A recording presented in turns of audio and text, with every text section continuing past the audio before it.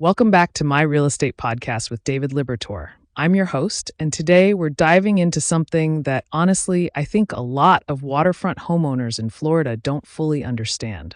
This thing called the 50% rule. David, thanks so much for being here to break this down for us. Hey, thanks for having me. Yeah, the 50% rule is one of those regulations that can really catch people off guard, especially if they're dealing with substantial damage or thinking about major renovations on their waterfront property. It's basically this threshold that determines whether your home has to comply with current building codes and floodplain regulations. Okay, so when you say substantial damage, what exactly are we talking about here? Like, we're not just talking about a leaky roof, right? Right, exactly. So substantial damage is defined as damage where the cost of repairs exceeds 50% of the market value of the structure before the damage occurred.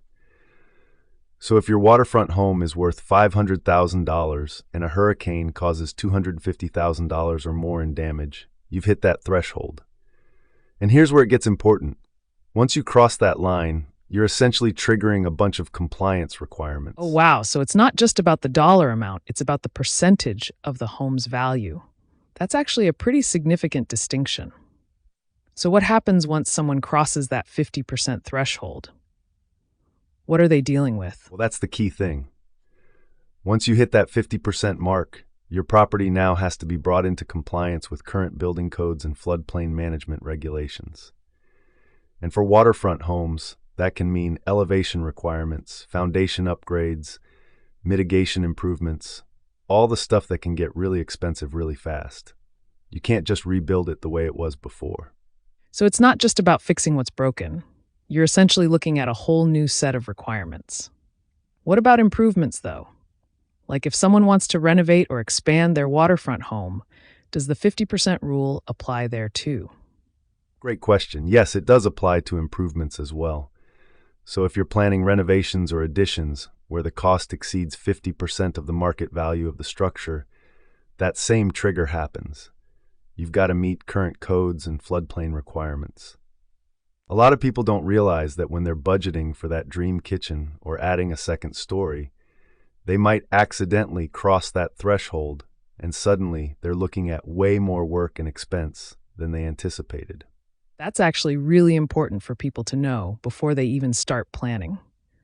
So if someone's sitting there thinking about a major renovation on their waterfront place, what's your advice? How should they approach this? The first thing is to get a professional assessment of your property's market value before you start any work. Then work with an engineer or architect who understands Florida's floodplain regulations to figure out what your project scope actually is. If you're getting close to that 50% threshold, you need to know that going in. And honestly, sometimes it makes sense to phase improvements differently or adjust your plans to stay under that limit. It's all about understanding the rules before you commit to the project. That makes total sense. So it's really about doing your homework up front rather than getting surprised halfway through. I imagine there are also some nuances depending on where exactly your waterfront home is located in Florida, right? Absolutely.